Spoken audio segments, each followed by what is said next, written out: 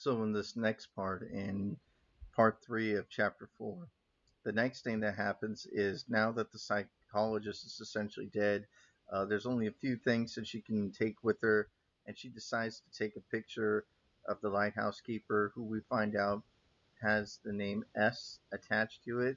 I won't tell you what the name is, but if you read books 2 and 3, you'll find out the name of such said character. You continue to read this novel, the whole series.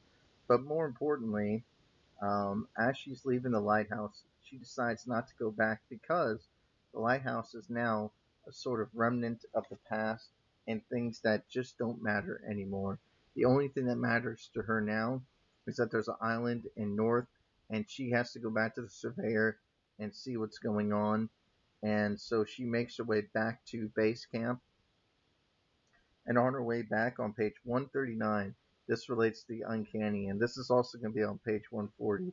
But first, and this is halfway down on page 139, a few minutes later, the moaning started, and a little bit further down. Then I stopped abruptly, stood there, listening. Whatever we had heard every night at dusk was at it again. In my eagerness to leave the lighthouse, I had forgotten it lived in the reeds. The reeds being the sort of grass nearby, right? High grass. This close, the sound was more guttural,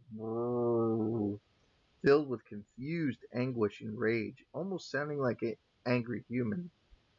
It seemed so utterly human and inhuman that for a second, that for the second time since entering Area X, I considered the supernatural. So once again, we got ourselves the uncanny.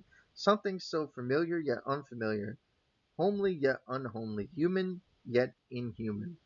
So if you wanted to talk about another example of the uncanny, this is a very good one.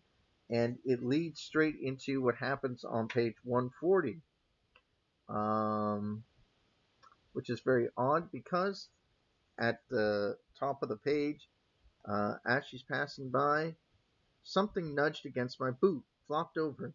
I aimed my flashlight at the ground and leapt back, gasping. Incredibly, a human face seemed to be rising out of the earth. What? Scary.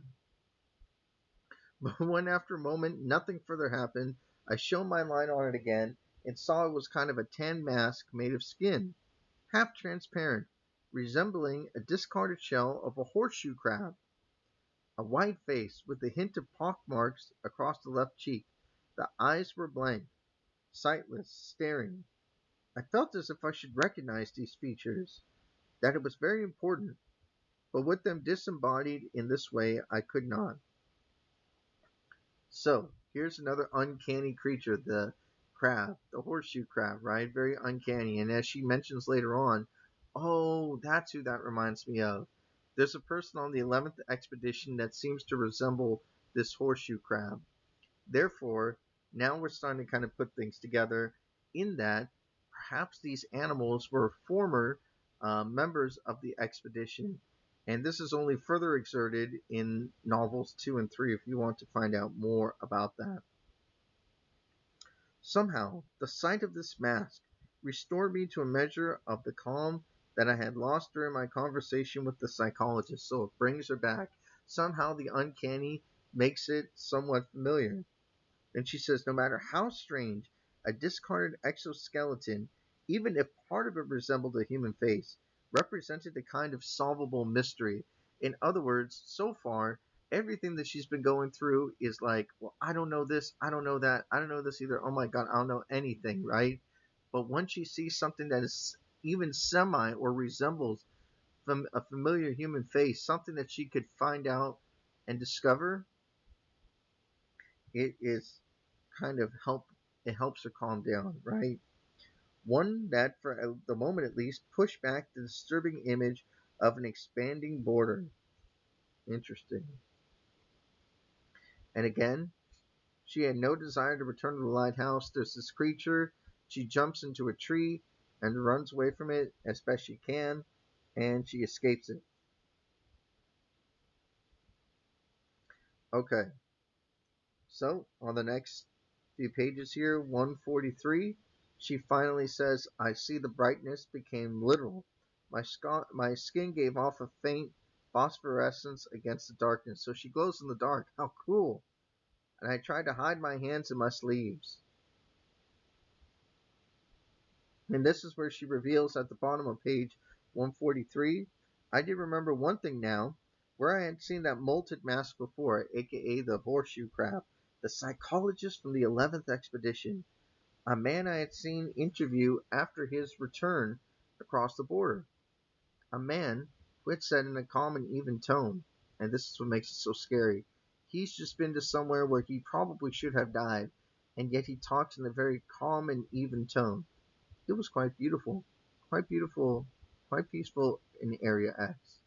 We saw nothing unusual, nothing at all. And then he had smiled in a vague way.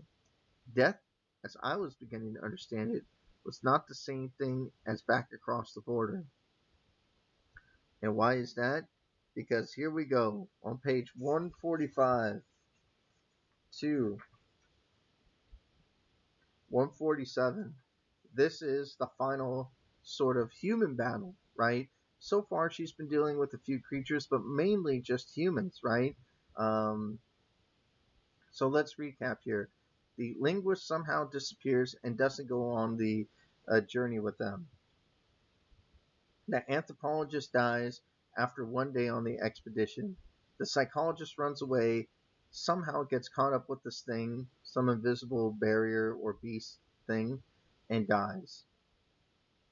So now there's only two people left in Area X at this point, the surveyor and the biologist.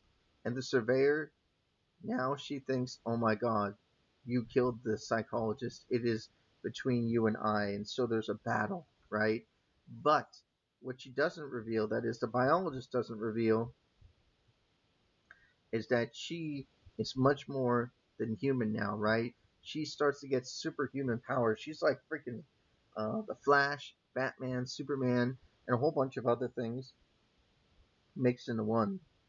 And so it's not so hard in that she says that she can deal with the surveyor, and she says, I'm as human as you, and this is the middle of page 146. I replied, this is a natural thing, and I realized she wouldn't understand that I was referring to the brightness. I wanted to say that I was a natural thing too, but I didn't know the truth of that, and none of this was helping me plead my case anyway. Tell me your name! Tell me your name! Because, why is that important? Because, again, it identifies you as a human, and identifies you as someone of the past. And she says, that won't make any difference. How would that make any difference? I don't understand why that makes a difference. Silence was my answer. She would speak no more. I was a demon, a devil, something she couldn't understand or had chosen not to. I could feel her coming ever closer, crouching for cover. And again, she won't admit this right away, but later on, she admits that she could feel and smell the sweat of the psychologist. So not only does she have like super fast reflexes and super fast recovery, she can also essentially determine when someone's about to attack her. And so eventually she doesn't hesitate. She shoots and kills the surveyor.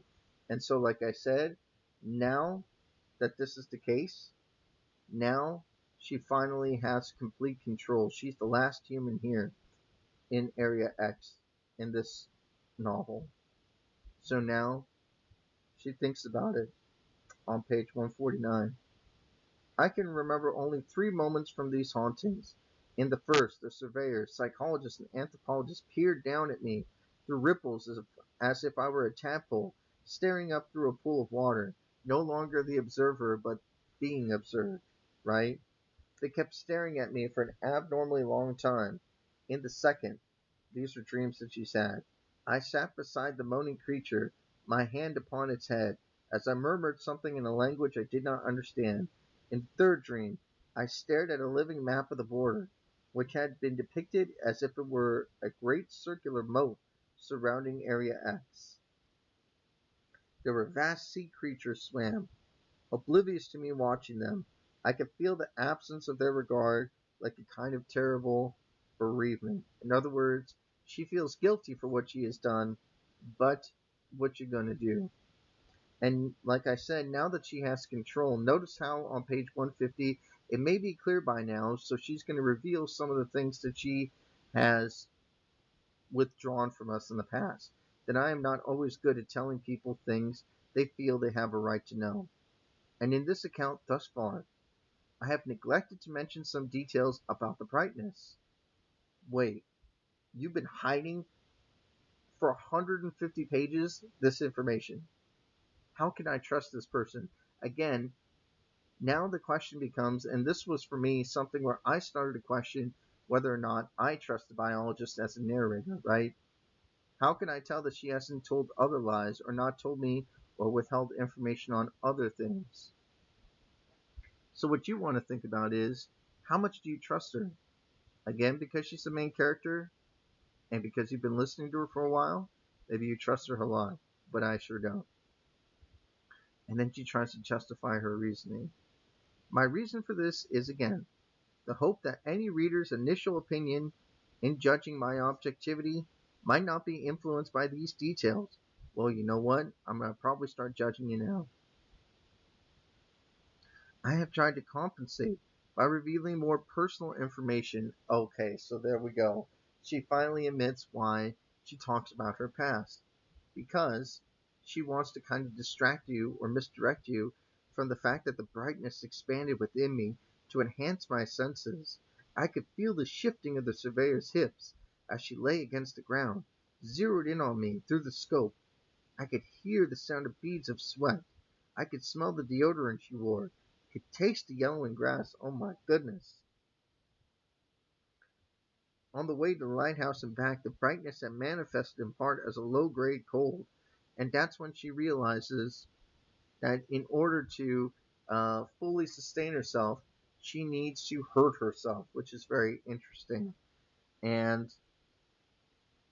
she finally wakes up, and this is when she realizes that she had to put a shock to her system in order to keep this sort of thing under control.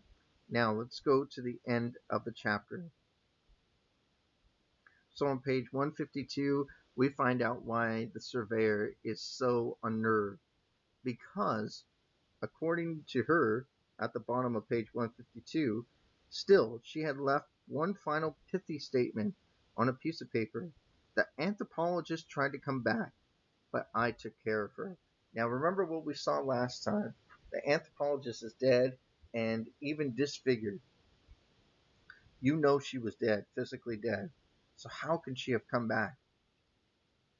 If she did come back, it would be as a sort of zombie. And so, as a result, she took care of her or killed her, right? And so, now that she knows that, and then she sees the biologist, she thinks that the biologist may have been trying to come back because she was already dead in a similar way. Mm. And so, now it's going to be the fifth chapter of Disillusion. And this is the end of the novel and one of my favorite parts of the novel. So I will talk about this next, and let's enjoy chapter 5. This is the final week of class, and it's so fitting. Disillusion.